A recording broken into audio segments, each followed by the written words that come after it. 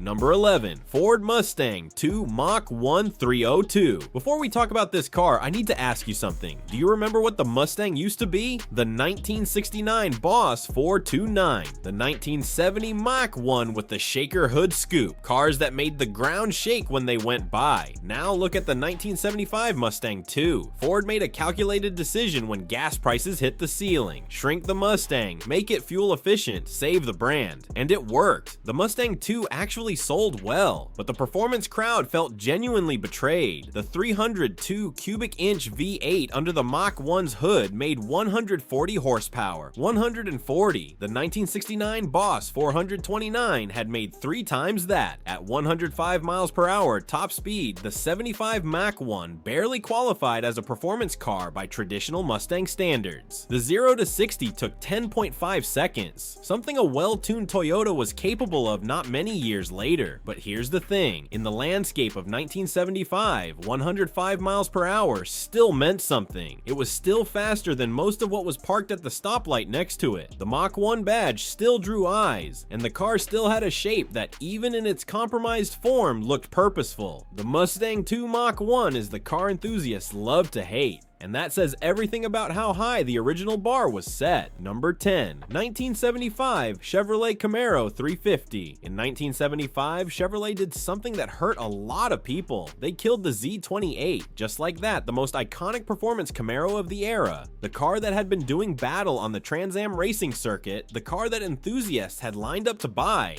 was gone. Not updated, not downgraded, gone. Chevrolet said the emission standards made it impossible to keep. What was left was the base Camaro 350, and it was doing its best to carry the flag on its own. That 350 cubic inch V8, 5.7 liters, now made 155 horsepower, down considerably from its earlier form, but still the biggest, most capable engine Chevrolet was willing to put in this car in 1975. The top speed of around 110 miles per hour was respectable, and the Camaro's long hood, sporty profile, and rear fastback shape still looked every inch a performance car, even if the numbers underneath no longer quite backed it up. 0 to 60 in 10.9 seconds. That's honest. And honestly, a little painful, but the Camaro's character survived the malaise era better than almost anything else. People still bought it because it still felt like a sports car. It still looked like one, and in 1975, sometimes that was enough. The Z28 would return in 1977, but for one difficult year, this was the best Chevrolet could offer in the pony car segment, and somehow the Camaro survived with its reputation mostly intact. Number 9, 1975 Buick Century Grand Sport. While everyone was focused on Corvettes and Trans Ams and Mustangs, Buick was sitting in the corner doing something quietly impressive. They took the Century, a mid-size personal luxury coupe that most people associated with their father's garage, bolted in a 455 cubic inch V8, and called it a Grand Sport. It was a subtle move, almost too subtle. That 7.5 liter V8 made 175 horsepower, not headline grabbing in isolation, but the Century Grand Sport only weighed around 3,700 pounds, and the torque from that big block moved the car with a confidence that the horsepower number alone didn't suggest. 0 to 60 in about 9.5 seconds, top speed around 110 miles per hour, identical to the Camaro 350, but achieved in a completely different way. The Camaro revved up to get there. The Century just pulled. The Grand Sport also came wrapped in Buick's signature interior quality, a cabin that the Camaro couldn't touch for comfort, refinement, and that particular Buick atmosphere that felt slightly more grown up than everything else at the party. Today, the 75 Century Grand Sport barely registers on the collector radar. That's starting to change. People are rediscovering it as one of the honest, underrated survivors of an era that killed most things it touched. Number 8, 1975 Mercury Montego MX Brougham 460. Mercury doesn't get enough credit. It never really did. In 1975, while Ford was shrinking the Mustang down to something that would fit in a parking space, Mercury was still putting the 460 cubic inch V8 into the Montego MX Brougham, a big, handsome personal luxury coupe that most people have completely forgotten about. And that's a genuine shame. That 460 and 7.5 liters of big block stock American iron, made 194 horsepower, more than the Trans Am's base engine, more than anything in the Camaro. Combined with the Montego's relatively accessible weight, it pushed the car to 115 miles per hour and pulled it to 60 in around 8.5 seconds. For a car that was being sold primarily as a luxury vehicle, those were genuinely respectable numbers in 1975. The Montego MX Brougham looked the part too. Long hood, formal roofline, opera windows, enough chrome to blind you on a sunny afternoon. From the outside, nothing about it screamed speed. That was exactly the point. You didn't know what was coming until it was already past you. This is the definition of a sleeper before anyone was using that word. And in 1975, at a time when obvious performance cars were drawing insurance rate increases just by existing, an invisible car with a 460 was a very clever move. Number 7, 1975 Dodge Charger SE 400. Here's the thing about the Dodge Charger. Even when it was slow, it looked fast. By 1975, the Charger had moved well away from the raw, brutal muscle of the 1968 to 1970 era. The new Charger was larger, heavier, more personal luxury and character. The famous long nose and fastback roofline were still there, but underneath they were hiding a significantly more restrained powertrain than the 440s and Hemis that had made the name famous. The SE trim with the 400 cubic inch, 6.6 liter V8 made 185 horsepower, not a number that would have turned heads in 1969, but enough to push the Charger to 115 miles per hour and through the 0 to 60 run in about 8.8 seconds. For a car that had grown considerably heavier than its predecessors, that was a reasonable result. What the Charger SE had that its numbers couldn't quantify was presence. When one of these rolled by, that long swooping silhouette, those distinctive taillights, that particular Dodge stance, people still looked, still pointed, because the name still meant something, even when the performance had been dialed back. The 1975 Charger is a complicated car for Dodge fans, but complicated is more interesting than forgotten, and nobody ever forgot the Charger. Number 6, 1975 Oldsmobile 442. Not every car from 1975 has to be a tragedy. The Oldsmobile 442 makes a pretty good argument for this. The 442 name originally stood for 4-barrel carburetor, 4-speed transmission, and dual exhausts, a performance specification that defined the car's original identity in the mid-1960s. By 1975, none of those original specifics applied anymore. What remained was the name, the styling package, and the 455 cubic inch V8, all 7.5 liters of it, making 170 horsepower. On paper, 170 horsepower sounds like a disappointment. On the road, the 442 was actually quite capable. That big 455 produced enormous torque at low RPM, which meant the car pulled from a standstill with genuine authority. 0 to 60 in about 8.3 seconds, and a top speed of 117 miles per hour put it a step ahead of the Charger, the GTO, and the Montego. The 442's handling was also a step up from the typical American car of the era. Oldsmobile gave it a tuned suspension that made corners less terrifying than they had any right to be in a car this size. Today, a clean 75 442 is an understated, genuinely enjoyable classic. It's the kind of car that makes you realize the malaise era wasn't all misery. It just required you to look a little harder to find the good stuff.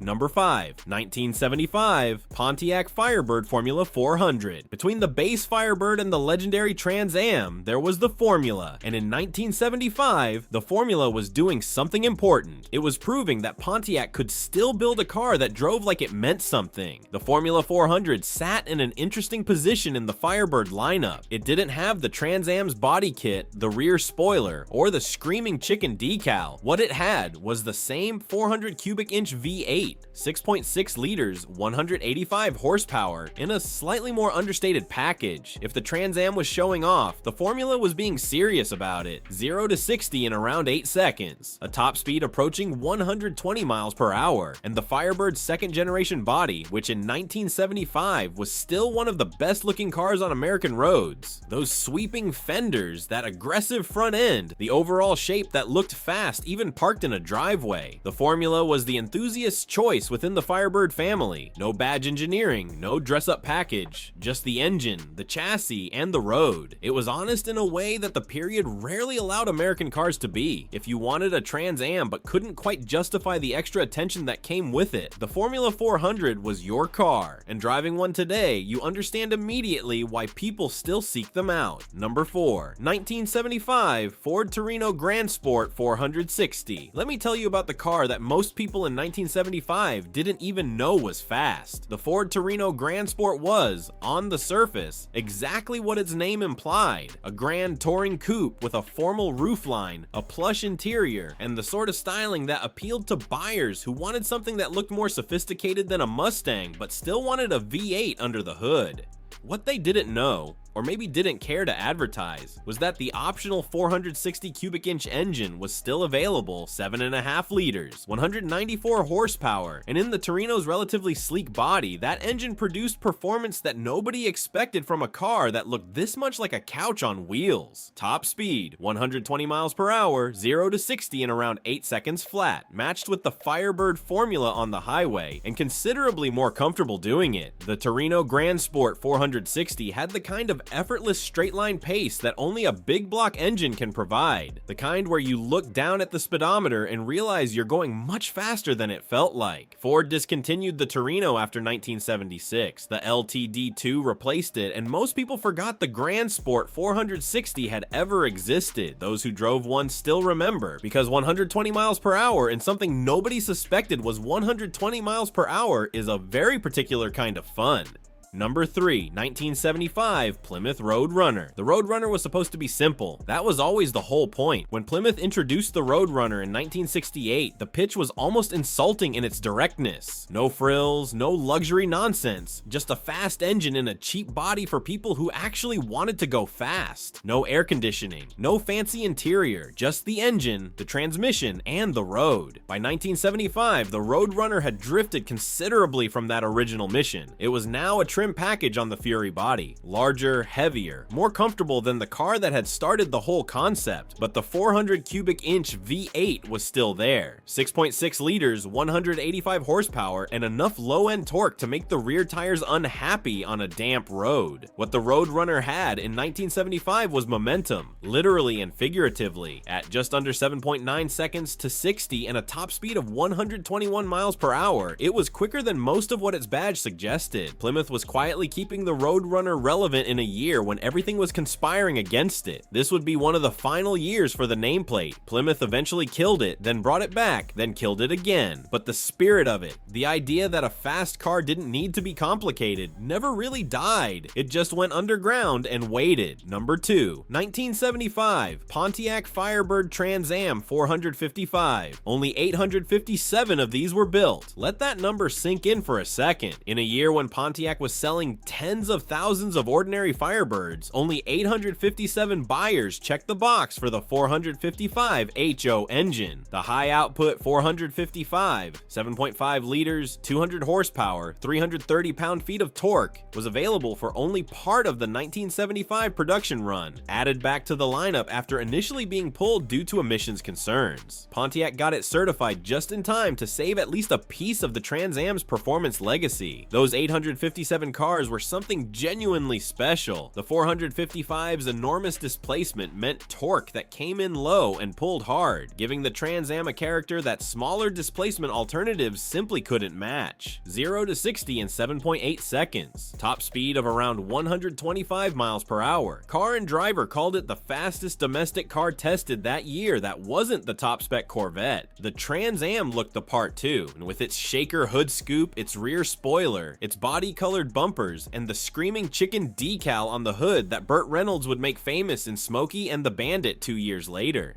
In 1975, the Trans Am 455 was the last honest American performance car standing, and it wore that responsibility with complete confidence. Number 1, 1975 Chevrolet Corvette Stingray L82. In one of the most difficult years American performance cars had ever faced, there was still one car that nobody could touch. The L82 was a $336 option on the 1975 Corvette. Not a different model, not a special edition, not a limited production run, just a box you checked on the order form. That box got you a 350 cubic inch V8 with a hotter camshaft, higher compression, and better breathing than the base L48. On paper, the difference was 40 horsepower, 165 to 205. On the road, the difference was everything. Car and Driver tested an L82 equipped Corvette in 1975 and recorded 132 miles per hour in 1975, when the Mustang was running 105 and the base Corvette was doing 120. The L82 Corvette was faster than anything else America was building that year by a margin that made the competition look stationary. Only 2,372 L82 Corvettes were built in 1975 out of a total production of 38,645. Most buyers took the base engine. The people who knew, the people who'd read the road test reports and understood what that extra 40 horsepower actually meant in practice, checked the L82 box and never looked back. 0 to 60 in 7.7 seconds, a top speed of 132 miles per hour in 1975. With a catalytic converter, with emissions equipment hanging off every available bracket, Chevrolet managed to build the fastest American car of the year while simultaneously being squeezed harder than they'd ever been squeezed. The 1975 Corvette Stingray L82 is proof that something simply refused to be stopped. And 50 years later, it's still the car from that year that everyone remembers first.